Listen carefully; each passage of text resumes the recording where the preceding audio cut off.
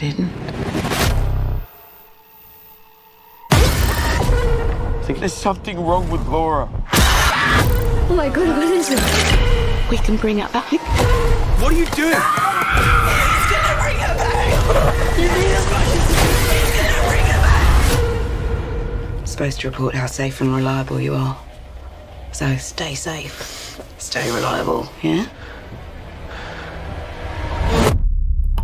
What is happening, everybody, and welcome back to the channel. Today we are definitely talking about that creepy movie known as Bring Her Back. And when I tell you, man, this movie had me feeling so many complex emotions for a damn horror movie at that. It was absolutely crazy. So without further ado, let's get into the new movie by A24 and by Danny and Michael Philippou, known as Bring Her Back. Now, as I mentioned in the intro, this movie will have you feeling so many complex emotions because not only is it a movie, like a horror movie in the entire horror genre, but this movie also makes you feel the grief and the pain that comes with losing a loved one. And it's so well meshed into this story, this horror story that we're introduced to, that it really just, there are moments where you really feel like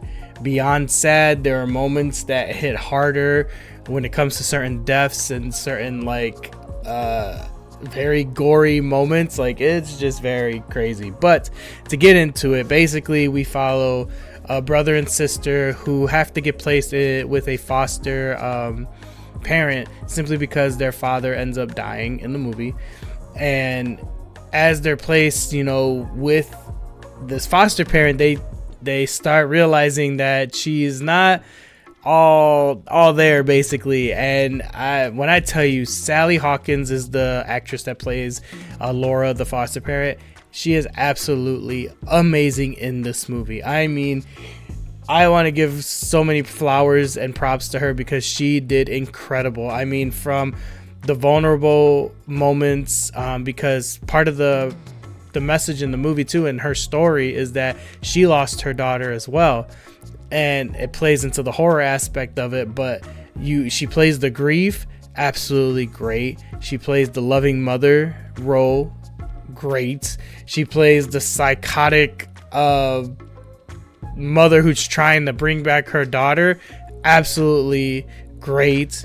I mean, she literally did a standout performance in this movie, and I cannot say enough for like just all the different layers of her character throughout this entirety of the movie.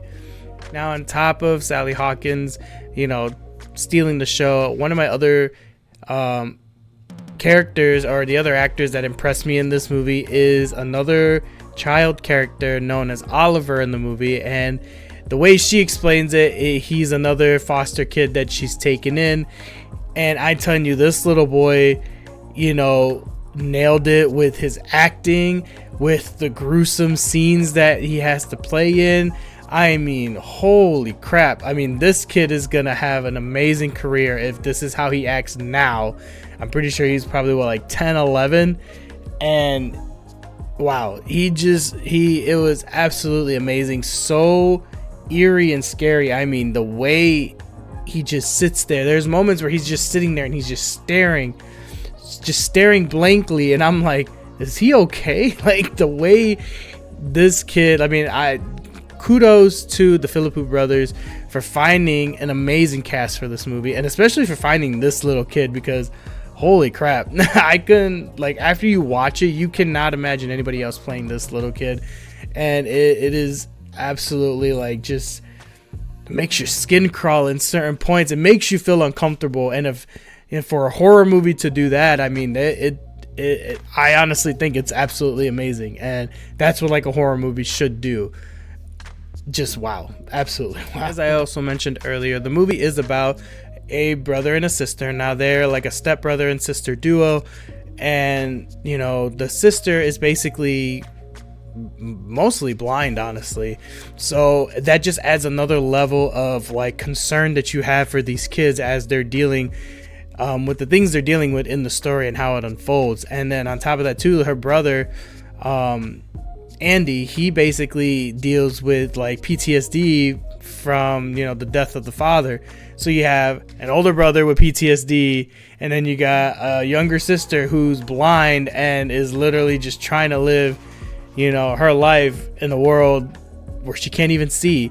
And I'm telling you, it just that grouped with the fact of the grief that they both feel and how they both try to have to deal with it throughout the story really just makes you feel like, again, you just feel bad for these characters. You feel, you know, you feel the grief, you feel the pain, you want them to get through everything that's happening to them. And then as the story progresses, it just gets progressively worse and worse and worse, and it just, again, it just puts you right in there with the characters. And I absolutely love that they did that with this cast. I mean, again, this cast was such an amazing choice. Everybody did such great jobs, and you guys have to see this movie. Now, I really don't have no complaints about this movie. I mean, it's a horror movie.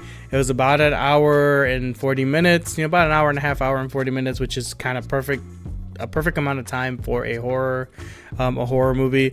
The story was amazing. The special effects with the prosthetics and the blood and all of that really just taken up a notch. Like there was moments in that theater where everybody was cringing, everybody was like just in disbelief at what was happening on screen. And again, that is what you want in a horror movie, in my opinion.